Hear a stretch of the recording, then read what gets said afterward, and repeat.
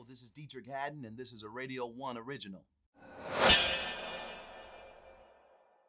Well, Sins of the Father, I couldn't believe when Swirl Films hit me up about it because my boy Keith said, look, Dietrich, you got to check this script out. All right, so I checked it out. I said, there's no way in the world I could do this.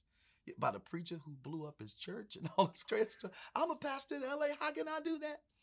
Then I thought about it. I said, this is some serious stuff, and it's really happening. And the fact that this is really happening in our country, people are victims of bad leadership. I say, here's an opportunity for me to minister in another way, and that's what I'm all about, ministry in an unorthodox way. So we did it, man, and it's very it's deep. It's deep. Well, that's fun for me. I love acting. I've always had aspirations of acting. Nobody ever asked me though. They knew me as a gospel singer. But if you would have stopped me and said, Dietrich, what are your other aspirations? I would say, one day I'm gonna make some movies.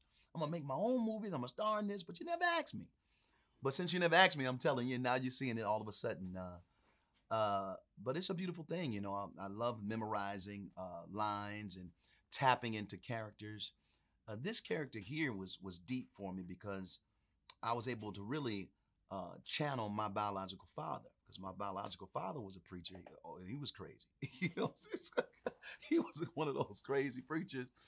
And in my imagination, I created this character, which was my biological father, that I didn't really know. But in my mind, based on what was told to me by my mother and my grandmother, everybody, I always developed this character. And when I read the script, I was like, that's my biological father. I could do this role.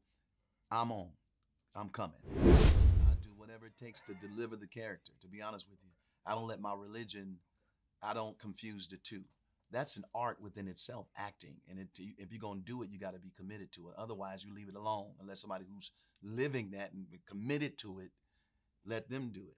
I happen to be a preacher that understands, that knows how to differentiate my gift from my calling. So pastoring and singing the gospel is my calling.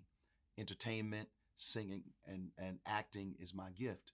So I'm committed to it. So y'all want to cast me into a role, there's some crazy role, I'll do it. If I feel like it's going to send a message out there, I'll get into it. I'll try it. I'm actually working on a brand new record. It's kind of a celebration of all that, Church on the Moon, of my whole history. I've been in the game now for about a little bit over 20 years. People don't know that. I got about 20-something records. Believe it or not. And I ain't about to stop either. I love music, man. I live for it. This album, I think, is probably my best work of art because it's a culmination of all that I've been through and where I'm going and where I believe I'm headed, And so it's got all the elements in there. Some kind of way I've been able to mesh all that I feel like should be said in the culture in this music. So I'm excited about it. Got a brand new single called Open Door Season that's hitting radio now. Yeah, I feel good about this one. To be honest with you, man, I don't write from a gospel place, or I just do me. You know what I'm saying? And it comes out the gospel because that's in me too. You know what I'm saying? It's rooted in me. So, but I don't try to say, oh, I'm gonna write some songs for this particular group of people and neglect other people. I think I'm always, first of all, I stay true to me. What's gonna move me lyrically, what I need to hear from my spiritual growth, and what I'm trying to say and what I see. That's first and foremost. And if it whatever comes from the heart, it will reach hearts. So yeah, for some kind of way, man, a lot of people say, man, I don't go to church, but I listen to your music.